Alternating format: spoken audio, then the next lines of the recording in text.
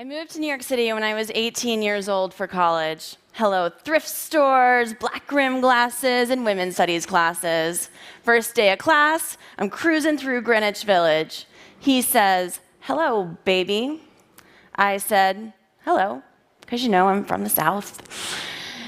He said, "I want to fuck the shit out of you." And I said, "Nothing." Yep, that's right, nothing. I just kept walking, but it continued to happen in the days and months following that first encounter. "Hey, baby, I want to hit that," or "Girl, I want to be your pony." I still kept walking. What options did I have anyway? There was no one to report these experiences to, no one to tell, and no one, not even my women's studies teachers, telling me that it wasn't okay. Throughout college, I was harassed 2, 3, sometimes 4 times a day, and I shut up. I pretended like it didn't hurt. I taught myself to be silent. I thought that if I really let their words sink in, and I really let myself feel the hurt, that it meant that I wasn't strong. But what happened is that street harassment slowly started to chip away at me, and part of me really thought it was my fault. So for 6 years, I just kept walking. I'm mindful that some of you have been street harassed throughout your entire lives, been subjected to lewd comments, gestures, threats, even witnessed public masturbation or been physically groped. I'm mindful that some of you have been harassed this week, and I'm mindful that some of you have been harassed today. I'm also mindful there are those of you here today that have never even heard the term street harassment. But my guess is that on a deep gut level, you get it. At one point or another, you too have felt threatened or put in your place for simply being who you are. And at its root, that's what street harassment's all about. Street harassment happens between 70 and 99% of women at some point during their lives. And for many, it happens much, much more often. Harassers love people they can wield their power over. And if you've ever been harassed, you've likely come to accept this is what it means to be a woman and walk down the street. This is what it means to be lesbian, gay, bisexual, or transgender and walk down the street. This is what it means to be a person of color and walk down the street. But today, I invite you to come to a new understanding. Even though we face harassment today and tomorrow, this can and will be changed. When I was 10, I remember running down the stairs to school and seeing this magazine cover by the front door. You see, right there on top, the word sexual. I was like, hallelujah, my mom has left a sex magazine in the foyer. So of course I read it, and I learned what we all know today, that during Anita Hill's 2 years of employment as Clarence Thomas's assistant, Thomas continuously asked her out. He recounted details of porn that he had watched, and he even told her about his anatomy. My mom explained that stuff like this was common. She said it happened to lots of women. And she said that even though oftentimes sexual harassment was just words, that it created fear and anxiety. It made people feel unsafe and made it hard for them to do their jobs. But my mom also explained that there were women out there working to make workplaces safe for other women. And she hoped that by the time I was old enough to enter the workforce, their efforts would be successful and sexual harassment wouldn't be so common anymore. So I watched. I sat in front of the nightly news as laws were made and lawsuits were passed and sexual harassment trainings were instituted in the workplace. There was even a nationwide public service announcement in which a woman literally shrunk in size as her male coworker harassed her. From the age of 10 to 16, I witnessed workplace harassment go from the price you paid for being a woman in the workplace to something that was universally frowned upon. And as the culture changed, so did the experience of harassment. By the time I was old enough to enter the workforce at the age of 18 as a waitress in a mall restaurant in 1998, I knew that if sexual harassment happened to me, that there were systems in place, ways I could respond, and punishments for the offender. In 2005, I was sitting on a roof deck with my childhood friend, Sam Carter. I was telling him stories of the harassment that I faced on the street. And he was shocked. He had no idea it was so common, much less so grotesque. That day, he looked me in the eye and he said, "Emily, you live in a different New York City than I do." And I knew he was right.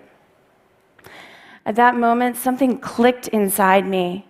In that moment, I understood what it was to be a woman, and in that moment, I knew that street harassment had to stop. I also knew that we could do it. I'd watched the fall of workplace harassment. I knew we could do this too, but I knew it would take a lot of work.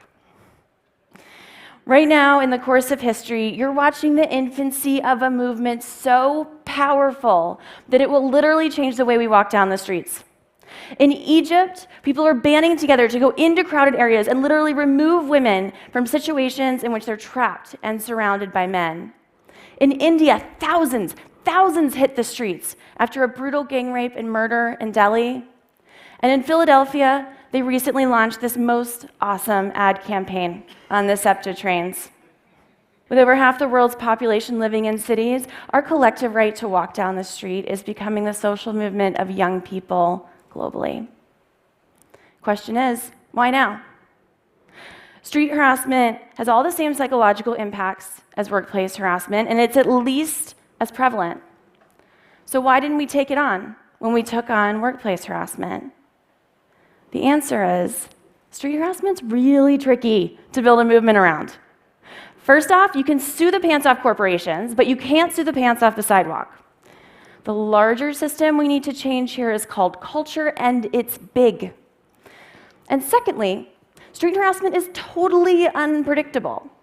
In the civil rights era, African American organizers had a pretty good idea what was going to happen when they sat down at a whites-only lunch counter.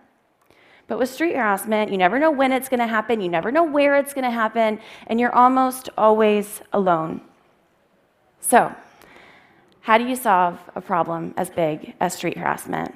The explosion of technology has given us an unprecedented new opportunity to take on street harassment, and with it, an opportunity to take on one of the final new frontiers for women's rights around the world. By collecting and sharing stories from women, lesbian, gay, bisexual, and transgender individuals in a safe and shareable way, projects like Hollaback, or Blank Noise Project in India, or Harass Map in Egypt are thriving. And as organizers, we're taking those stories and we're mapping them along district lines, saying here is what is happening in your district. Here is the experience of over 50% of your constituents. What are you going to do about it? And we're using these stories for research, employing things like content analysis to identify the role of bystanders and the long-term impacts of street harassment, including anxiety, depression, and post-traumatic stress disorder. Digital storytelling is good for movement building, but it's also good for you. Activist researcher Jill Diamond studied Hollaback and critically asked, does online storytelling matter? What she found is that it does, because it does this really cool thing called reframing. Reframing is key to social movement building, and it's when you take an idea and you understand it in a different context as you start to re-examine it. For example, in the world we live in now, most people experience street harassment and think to themselves, well, that was crappy. But once somebody has been through a reframing process, they think to themselves, street harassment is a societal issue. This isn't about me, even though it was directed at me and that feels crappy. This is about the messed up world that we live in. And that is a game changer. So, back to this question. How do we solve a problem as big as street harassment? For me, it started with a young woman named Tao. In 2005, Tao Nguyen was riding the New York City subway when a man sat down across from her, pulled out his penis, and started to masturbate. Tao was alone, and she pulled out her cell phone camera with the idea of taking his picture so she could take it to the police.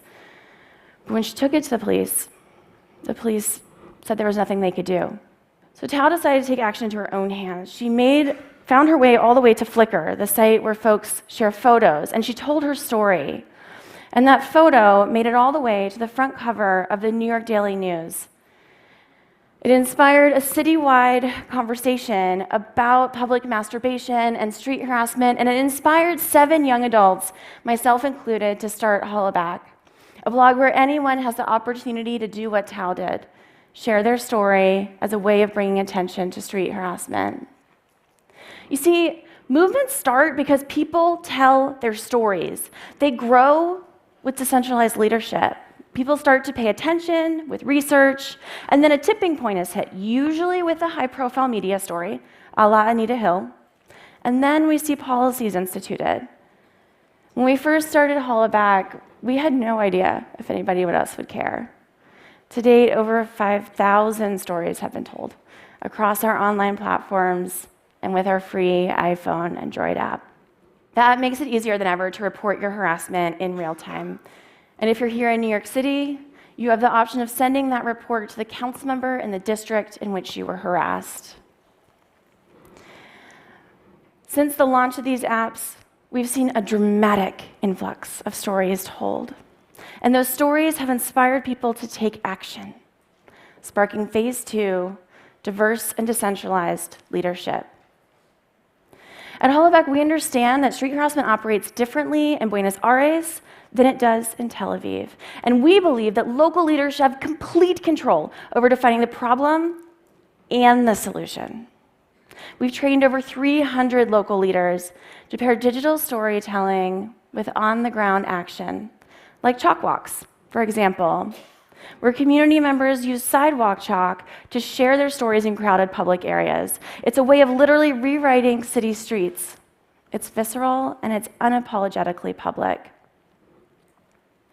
The demand to grow Hollaback into new communities has been tremendous, and we worked our butts off to meet that demand. In the past 2.5 years, Hollaback has expanded from my living room in New York City to 65 cities in 22 countries in 12 different languages. The power of the movement doesn't rest in me, or any other singular figure for that matter. It rests in a global network of leaders championing this movement day in and day out. And let me tell you, there are people out there telling us that eventually we'll just come to accept street harassment as a fact of life. Well, I got news for them. They're wrong. And there are other people out there that think that if they just threaten us enough with threats on our lives or to our safety, that eventually they'll silence us. But I got news for them too. They can't. The power of decentralized leadership is that the harder they attack, the stronger we become. Each one of us can only represent our own experiences, but together we tell the story of a global epidemic. We're fierce, we're loving, and we're coming to a town near you. Here's what we want you to know. You deserve to walk home alone without being told that you're asking for it. You deserve to have short hair without being asked if you're a girl or a boy. You deserve to ride the train without fear of being groped, because none of us are as simple as a list of physical attributes. We have the right to be who we are, not who we're told to be. We have the right to define ourselves when we walk out our front door, whatever that means that day, that hour, that minute. I want to live in a world where I can walk out my front door and strike up a conversation with the guy down the block about his flower beds without thinking twice about it. I want to tell the guy that I see running every morning that he's gotten a lot faster lately without worrying that he'll get the wrong message and see it as an opening for a conversation about my body. I want to live in a world where street harassment is so rare that when it does happen, people are shocked because everyone knows it's not okay. And they've got my back. They know how to respond. But to get from here to there, we've got to change the narrative. We need to make visible every foul and unfathomable detail of our harassment to the cynics who say street harassment doesn't matter or it'll never be changed. We need to put in high relief what is wrong if we want people to see what's possible.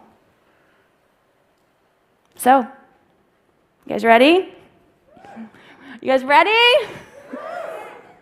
It's time to go big, go public, and reclaim the streets that have been owned by street harassment. It is time to tell your story. Tell your story on the sidewalk and ignite conversations between everyone who passes by. Send photos to the We Chalk Walk Tumblr page by Hollaback Brussels, and the conversation gets bigger. Tell your story through our apps, and your conversation will fuel local leaders who will use it to inspire conversations with legislators, schools, and employers, and ignite solutions. But whatever you do, do it today, because we're running out of time. The babies rolling around in strollers today only have 8 or 9 years before what's happening to you and your friends starts happening to them too. We deserve better than street harassment. We deserve to be who we are. So share your story, and let's do this.